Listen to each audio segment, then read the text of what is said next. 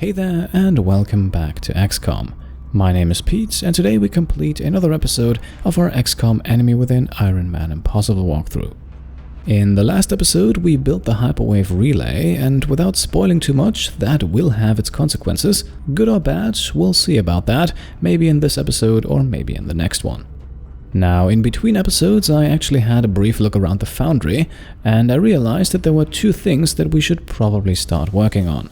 The first one is the Improved Pistol 2 upgrade, a project that I dismissed for the longest time because I read somewhere that it was apparently bugged. Now, I have done some research and it appears that this bug was fixed in Enemy Within, so let's start working on it for a 10% pistol aim bonus. The second project then is S.H.I.V suppression, and I think it's pretty obvious what this does. For the rather inexpensive cost of just 20 credits, we can unlock the suppression ability for our heavy weapons platforms, and generally speaking, the more versatile those are, the better. So let's get this project underway as well and then start scanning. I'll make sure production begins immediately, and as soon as we've got something, I'll be in touch.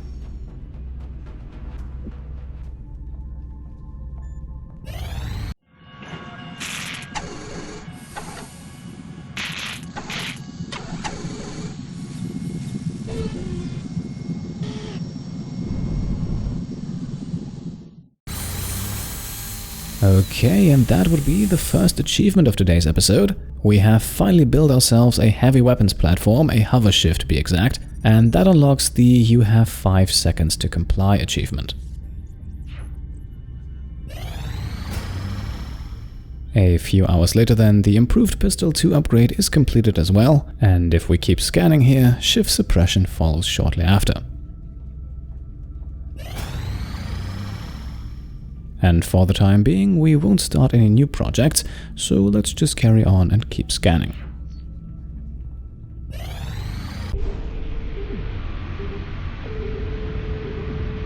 Wait, what did you do? Shut it down! Do not touch anything! This could be what we've been waiting for.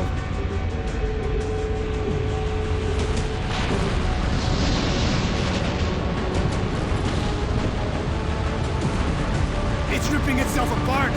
Shut it down, now! It could destroy the whole base! 9! Give it time. For once. Trust me.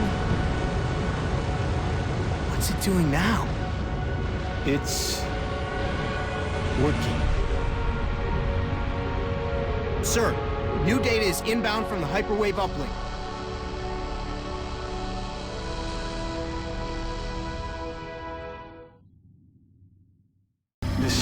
Gamble seems to have paid off, but we've endangered the lives of everyone involved to satisfy the doctor's curiosity. The risk was worth the reward. If we hadn't pushed on, there's no way we would have gotten this information. Okay, this is what I was referring to at the beginning of the video. Using the Hyperwave Relay, we have discovered a new type of alien UFO. It is labeled here as an Overseer, and our task is clear: we need to shoot it down.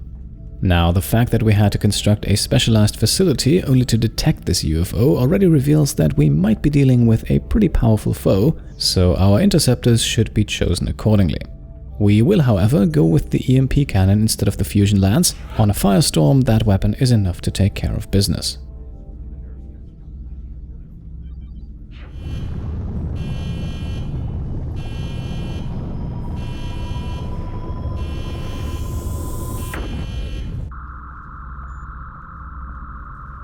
Enemy is padlocked. Closing on target.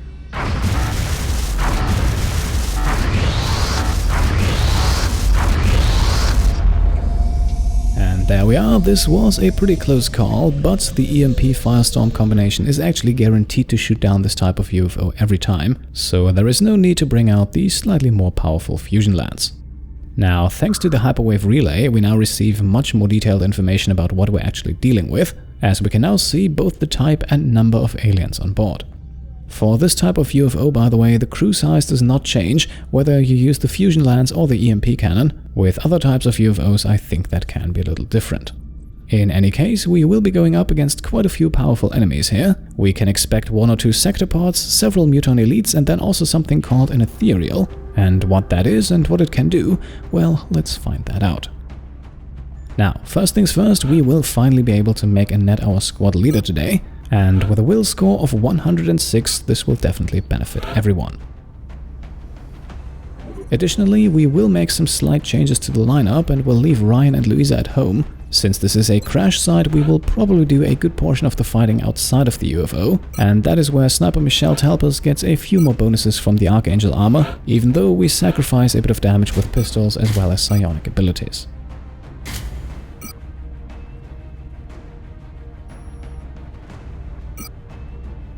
As the assault, we're bringing good old Adam along, mostly because of his lightning reflexes. Against sector parts, I feel like that is a very useful skill. We are also giving him some chitin plating for additional protection. This is a mission that could get a little rough, and Adam will most likely be fighting at the front line. And that is our squad for today's mission, so let's head to the crash site and see what awaits us.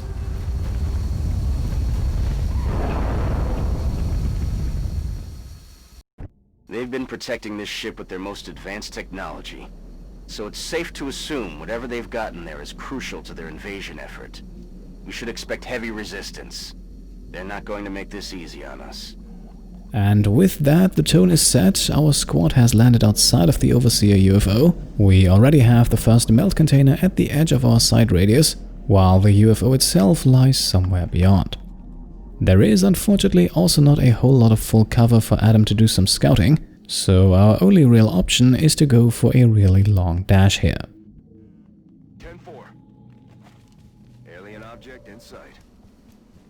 Okay, and as I had feared, that immediately uncovers the first group of aliens, in this case 3 Muton elites. We can also see that we have a pretty generous 7 turns to grab the first melt container, so we definitely have enough time to set up. And using Annette's ghost armor, we will now slowly approach and test out the enemy's sight radius. Okay, moving out. And indeed, it looks like we won't be able to use that tree trunk over here, because Annette already spotted the mutons as she was moving into cover, and without any further means of cloaking our squad, our enemies will be able to do the same. So let's keep putting people into position. Palladium Talpers can simply fly straight up in the air. That already gives her a very good view of the battlefield, while Emilia, Kim and Andrea will move into cover over on the left. We then end the turn with a round of overwatches, so let's see if we can't catch our enemies off guard.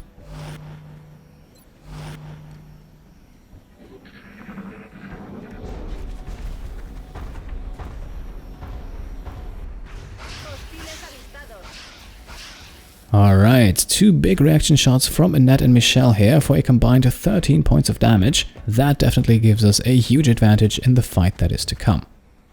Still, taking out 3 Muton elites on one and the same turn is a difficult task, one that can be made substantially easier, however, if we can draw one of the enemies over to our side. So, with an 86% chance for the mind control, let's see if Annette can do that.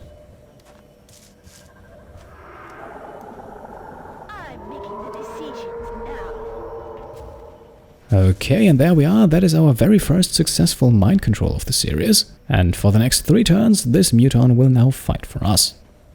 The other 2, however, remain a problem, but perhaps one that we can easily solve, starting with an Archangel shot from Palladium Talpers.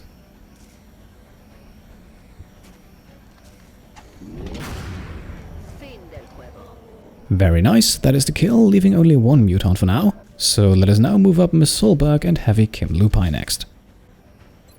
With Kim, we can then go for the guaranteed Mind Fray for 5 points of damage. Your nightmare is just starting. Before Adam moves in, grabs the meld and hopefully takes care of the rest. It's been secured.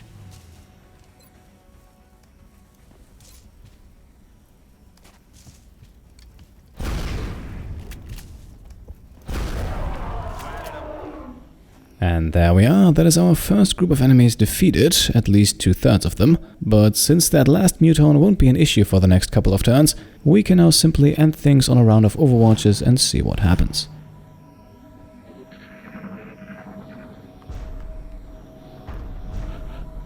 And so far, nothing happens, but the UFO lies dead ahead of us, which means we can keep scouting. Adam's first move here does not reveal anything, so let's keep going and complete the dash, which also remains uneventful. So that means we can now safely move up with the rest of the squad. With 15 enemies on the map, I had actually expected a bit more resistance before we make it into the UFO, which itself is actually not that large, so we might be meeting more hostiles over on the other side of it. To end the turn, we will then actually also move up with our mind-controlled mutant elite. We have it under our control for 2 more turns, and it is a very capable soldier, and perhaps we can even make use of that. For the time being, though, we don't detect anything else apart from a faint orange shimmer through the wall here, which somewhat unintentionally gives away the position of the second melt container. So let's keep moving in that direction. The entry point into that room is also over on this side, and once again, Adam does not detect any hostiles along the way. That means we can once again have everyone else move up and then end the turn on a round of overwatches.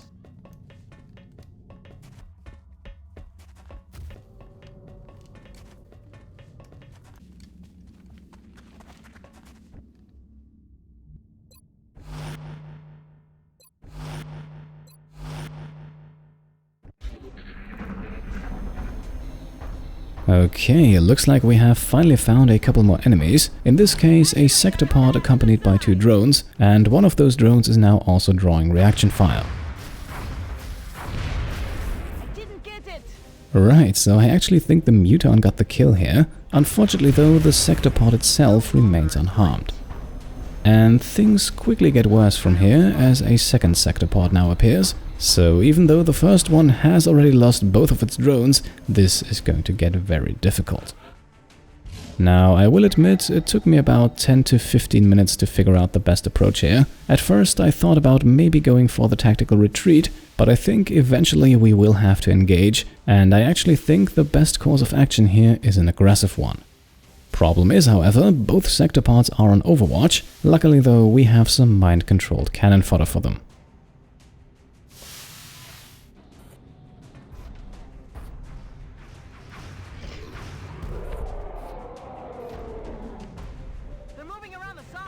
Okay, I had a small hope that the muton would survive this, but in hindsight this is probably the best result. This way we won't have to deal with another hostile on the next turn, and the sector pods have wasted both of their reaction shots.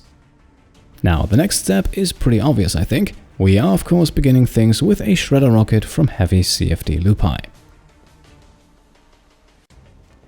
Won't even know what hit him. Heavy ordnance confirmed. So both sector pods are now weakened, and at this point we already get to the most critical part of this fight, because depending on whether or not Michelle can land the squad side shot here, our strategy for the rest of the fight might change dramatically.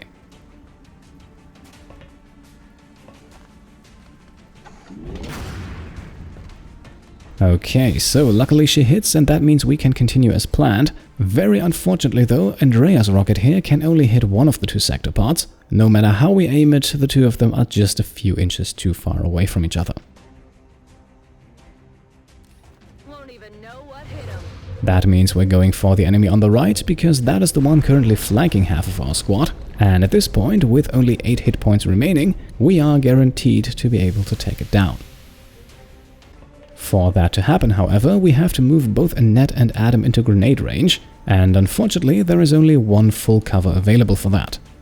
And we're giving that one to Annette, bringing her defense rating up to 60, while Adam thankfully has a few defensive-minded medals and abilities, which means even in half cover he is not too far behind with a 55. And with both of them in position, let's start chucking grenades, first with Annette and then for the kill with Mr. Work.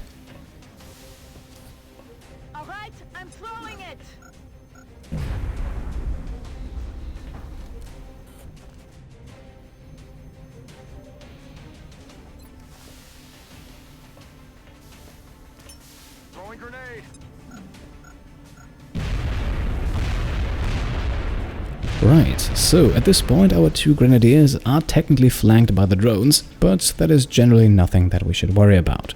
The sector pod, on the other hand, could become a problem, depending on if and where it moves. There is a solid chance, however, that it simply stays put to take 2 shots instead of 1. Nonetheless, let us prepare for the worst and boost everyone's defense rating by 40 points, courtesy of support Emilia Solberg.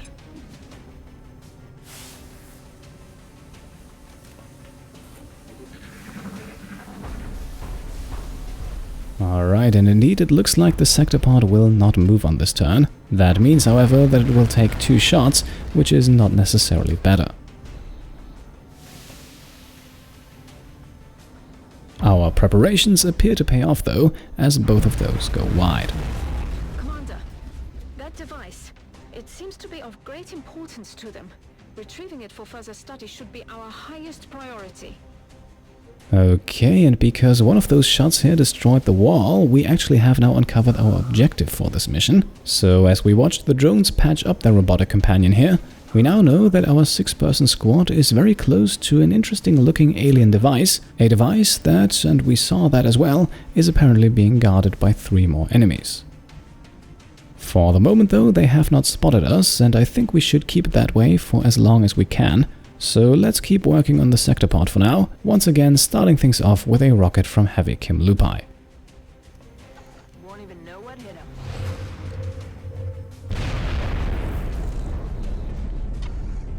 Conveniently enough, this gets rid of both drones as well, so we no longer have to worry about those as Andrea follows up with a rocket of her own.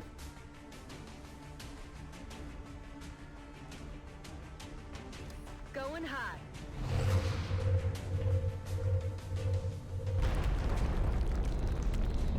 Now let's not forget, even though it already shot twice, the sector pod enters Overwatch at the end of its turn, so logically our next move is with Adam. Once again making sure though that we stay at least 3 tiles away from our enemy. Got it. Moving.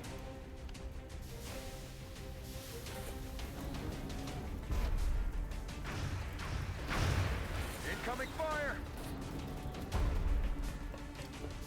From here we can then take aim, and perhaps Adam can already finish it off.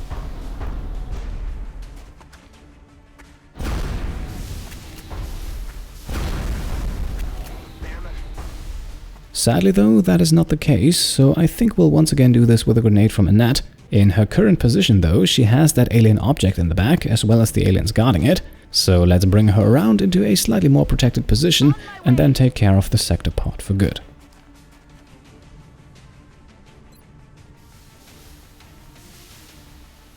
Grenade. So, 9 enemies down, and if our information is correct, that leaves us with 6 more to go, 3 of which we have already discovered, but luckily not activated yet.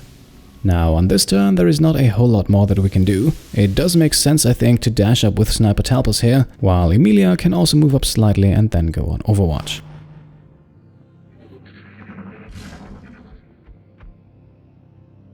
Nothing new on the aliens' turn then, but of course we already know where 3 of them are hiding. Since there are 3 additional enemies somewhere on the map though, I feel like it might be a good idea not to rush towards this alien artifact too quickly, so let us just shuffle around our squad a bit here to keep an eye on that room ahead of us and then end the turn with a round of Overwatches.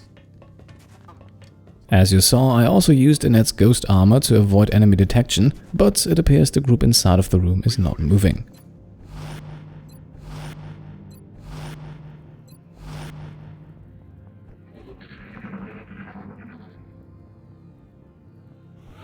So, at this point we have to make a decision. Do we want to go straight for the melt and the alien artifact, as well as the aliens guarding it, or do we want to take a slightly more careful approach? And I think that second option is actually the way to go here. I am not 100% sure how line of sight from the alien artifact works. If there are aliens in there, then normally Annette should see them. That is not the case, however, so I think the small elevation change inside of the room also plays a role. So all in all, I think we're better off if we just loop around.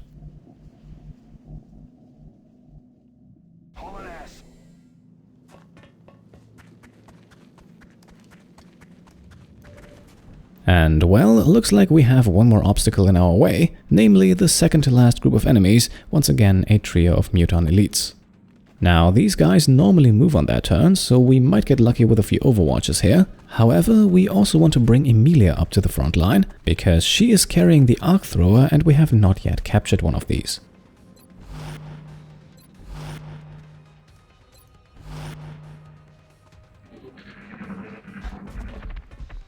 Okay, so the mutants move in just the right direction to trigger Adam's close combat specialist, and I think we should also see a few reaction shots follow suit.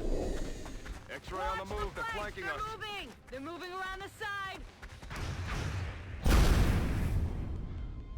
I'm still learning. Watch the sides. Okay, I would say that was a pretty successful turn on our part. I honestly did not expect our squad to do that much damage, but Adam's close combat specialist certainly paid off. Now, we want to start things off with a grenade from Andrea here, but she doesn't actually have to move to throw that, which means we can take a free shot first, albeit at a pretty low hit chance. Okay, so that is what I would call a critical hit, and that is one muton less to worry about. The grenade will still happen though, and it will be aimed at the other two.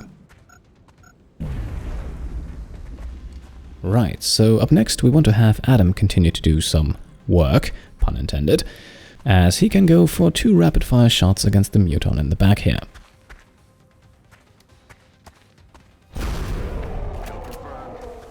Okay, so it looks like our squad came to play today. That is another one-shot kill off of a critical hit here, leaving only 1 enemy standing. And so we have a couple of options here. The first one we want to attempt, however, is to go for the stun and capture with Emilia. Say goodnight. Looks like you're coming home with us. And that is perfect. We now have a muton elite to interrogate, and we also take possession of its heavy plasma, which means Andrea can finally use one as well. Now at this point we only have the melt, the alien artifact, and 3 more aliens to take care of, and even though the melt should be on a rather generous timer, at least judging from the one that the first container had, it is probably not wise to waste a lot of time here. So let us once again go ghost mode with Annette here and see what she finds. Okay, so it looks like our enemies are still in the exact same position, while we also still have 4 turns left to grab the melt, so all things considered we are not facing as much pressure as I had feared. Still, it can't hurt to activate a few overwatches, although I don't expect them to trigger.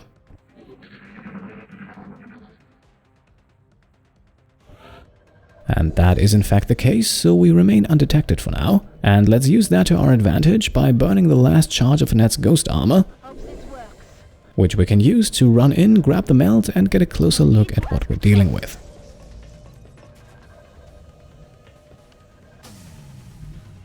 Right, so unfortunately the positioning here appears to be a bit awkward, as we're only able to spot 1 of the 3 enemies in this room, and once again it is another muton elite. Still, we now have the meld, and with that all of the time in the world to take care of the rest of this mission, so let's simply pull out again and then have the rest of the squad move up to Annette's position.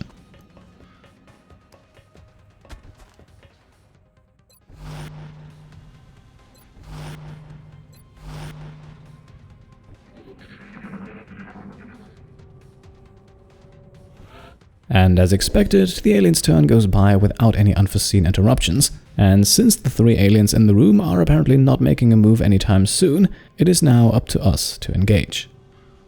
And well, thankfully we roughly know where they're hiding, so while it might look like it at first, Adam is not running in completely blind here. Set him up, knock him down. Yes, sir. So, at this point we have another good look at a new type of enemy. This is the Ethereal that was already mentioned when we prepared for this mission. Now, its visual appearance already kind of gives it away. This is a very powerful psionically gifted enemy, capable of using several devastating psionic attacks, with mind control actually being one of the less dangerous ones, and despite all that, still pretty damn tough, with a defense rating of 40 and 25 hit points. So the Ethereal is basically floating around with full cover at all times, and of course we should not forget that it is also accompanied by 2 muton elites. So if you ask me, the best course of action here is of course an explosive one. We have 1 shredder rocket left with Andrea, let's put it to good use. Eat this.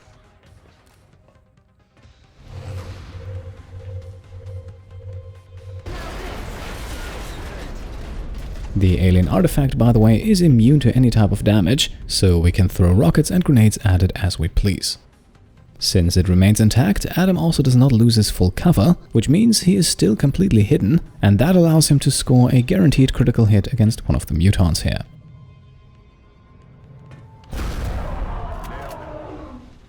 And thanks to Andrea's shredder rocket, this is a kill, leaving us with only 2 more enemies to worry about. Now, once again, we are calling upon Annette and her mind control abilities for this. There is actually an achievement in the game for mind controlling an Ethereal, but as you can see, we are far from able to accomplish that, so for the moment the Muton will have to do. I'm in control now. And that is once again a success, which now brings us to the final part of our turn, and unfortunately it looks like we might not be able to kill the Ethereal in one go.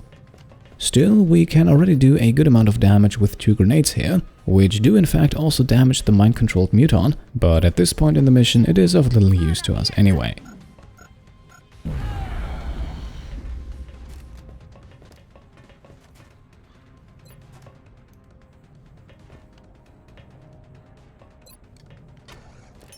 Catch. Now, right here we have another decision to make, because Emilia could technically go for the stun against the Ethereal, however, only with a 49% success chance. If that fails, there is a chance the Ethereal mind controls her on the next turn, which would then leave us with no other option but to kill it. So let's hold off for the moment, keep Emilia in the back and see what happens. Looks like they called in backup.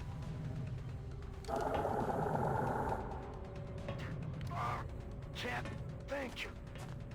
Okay, so the Ethereal does indeed go for the mind control, but on Adam. And while I had hoped for something like this to happen, it was not an entirely risk-free approach. Like I said earlier, the Ethereal is capable of several far more dangerous psionic abilities, but at least in my experience, the mind control is oftentimes chosen first. Still, we are now in a somewhat uncomfortable position because Adam's close combat specialist remains active even though he's mind controlled, so getting close to the Ethereal won't be all that easy. But before we can go for the stun, we have to do a bit more damage anyway, so let's see if Annette can hit a 69% pistol shot. Nice, that is the absolute best result we could have hoped for. Our enemy remains with only 1 single hit point, and so the stun is more or less guaranteed if we can safely get Emilia into range. And believe it or not, to accomplish that, the Muton actually plays a vital role, because it can lay down suppression on Adam and with that reduce his aim. Hello, I'm gonna die over here. Still, let's take some extra measures to keep Emilia safe here. Heavy Lupi can now use her telekinetic field ability, which gives Emilia a plus 40 defense bonus. Their attacks are meaningless. And equipped with all that, I think it's time to move Emilia in. Let's hope this works. I'm on the move. Okay, so no close combat specialist at all here. It might be that suppression actually keeps that ability from triggering. In any case, Emilia now has a 95% chance to stun an Ethereal, so let's have her pull the trigger. Looks like you're coming home with us. And there we go, that is actually pretty fantastic. Stunning an Ethereal during our very first encounter. That also sets us up for another achievement in the next episode. And to complete today's mission, there is now only the Muton left to deal with. Now, we could wait until it turns hostile again, but there is really no need for that. A grenade from Andrea here won't give us the weapon fragments, but it will end the mission right here and now. Eat this.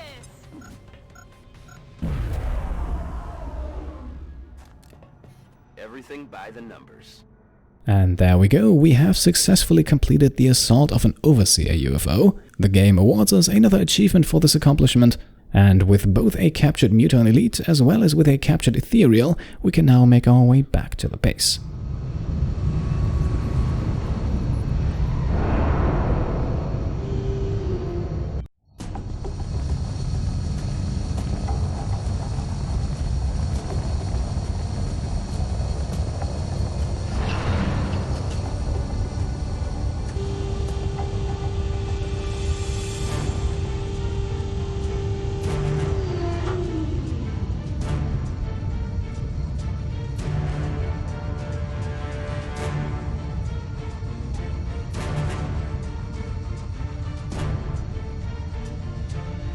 Recovered from a cloaked ship and guarded by the most powerful being we've ever encountered. What do you think it is? An object of immense power. Think of all we could do if we unlocked its secrets. A dangerous sentiment, Doctor.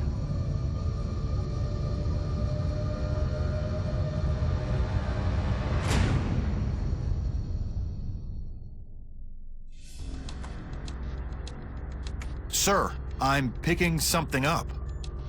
Another cloaked ship? No, sir. It's big.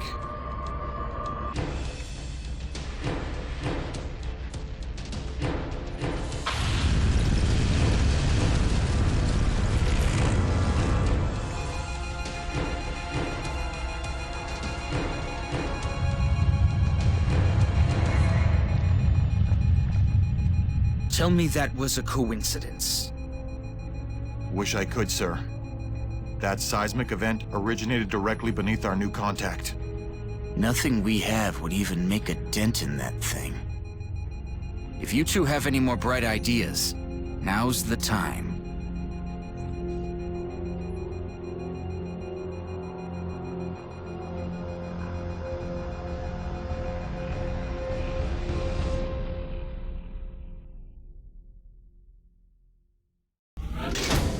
Alright, so it looks like the Ethereal Device we brought back has caused a bit of a stir among the aliens. Needless to say, our next task is to take a closer look at it. Perhaps we can find something that will help us defeat the invaders once and for all. For now though, we have a few more things to take care of, the first one being the second to last promotion for Sniper Palladium Talpas. This time we don't have to make a choice, as the low profile ability is unlocked automatically, and that leaves her with only one more rank to go. Another live capture? Please give my thanks to the main commander. I know it can't be an easy task trying to bring them in alive. You can trust that the research team will make it worth the trouble.